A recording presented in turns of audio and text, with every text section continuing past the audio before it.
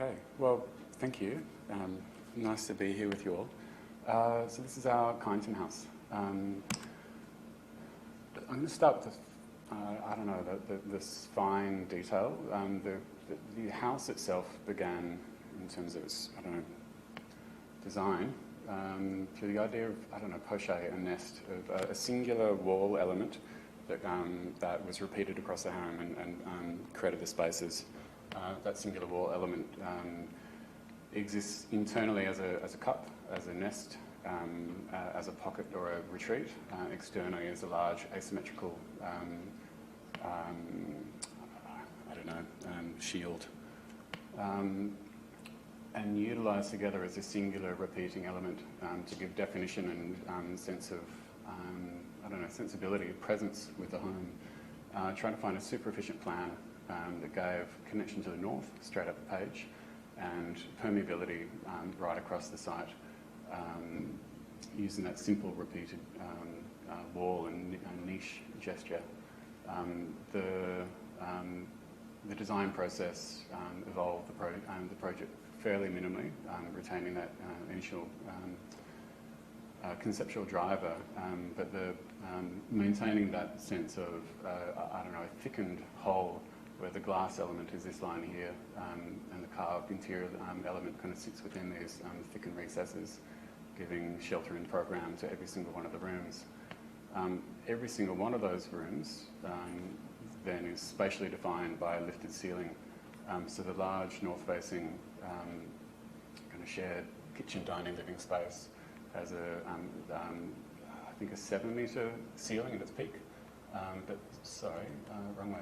The entrance, bathrooms here, and bedroom and shared bedroom at the rear, or study, and the rear access with a central skylight bringing light down to that central efficient circulation zone.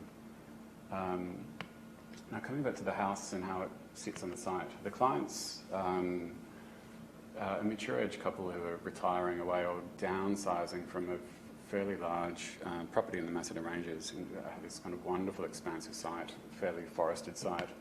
And for where they are at their life, they needed to be within a township, within community, on a smaller size, more manageable lot.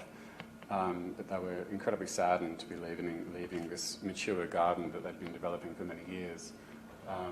Our proposal to acclimatise them, I suppose, or to facilitate that shrinkage in terms of the scale of their site, was to pull this house down, both to meet their budget, which they only had a certain amount left for retirement, but to shrink the house down to as efficient footprint as possible, and pull it down to be a central singular element, I suppose, an island within the landscape of the site, so that the trees that they were replanting, they were taking the trees from their old site, bringing them here, letting them resettle around the house. So the house becomes nested fully within the landscape of the mature trees they brought from the previous site, and pulled back from the street. The street is here, and north is up towards the street, without any fencing, so it's purely landscape and planted yard, which creates the sense of public-private threshold or buffer from the street.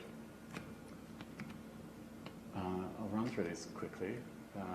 I guess reinforcing that sense of the house being this singular element with this aesthetically repeating, triangular, singular, proud roof coming to the centre with that skylight at the rear.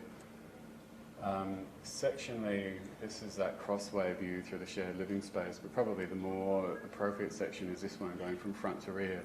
Shows that sense of every single room having that defined volumetric scale of each ceiling space. The footprint, the floor plan is incredibly modest in the house. And another way of balancing, I suppose, that change in expansive site they were coming from, trying to give them a volumetric sensibility, but also trying to characterise the play of natural light.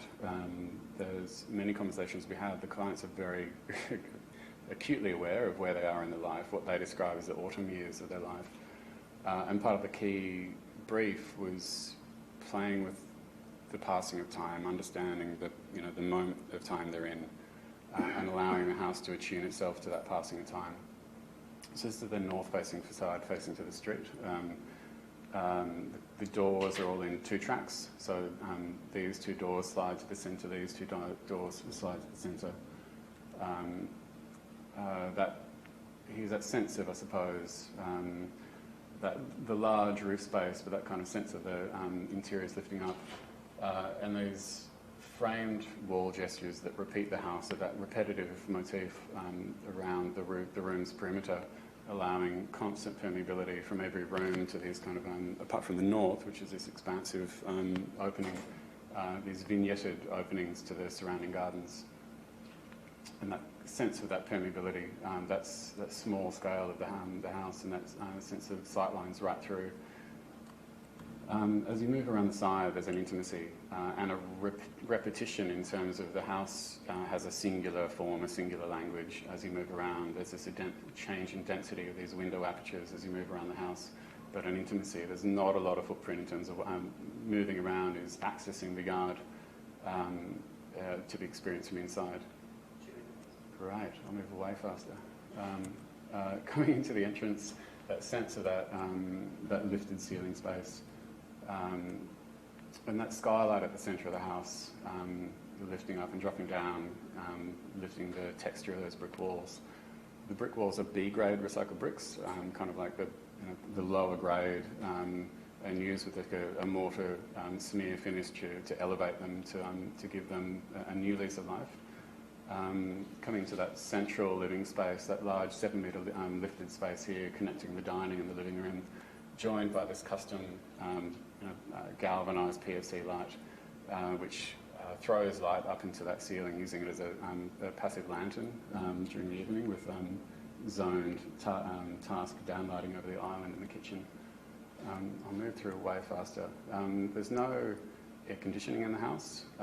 There's air exchange hydronic heating in the slab, significant amount of thermal mass in the walls. And so the house is designed very much to be passively attuned to its cold Kyneton climate.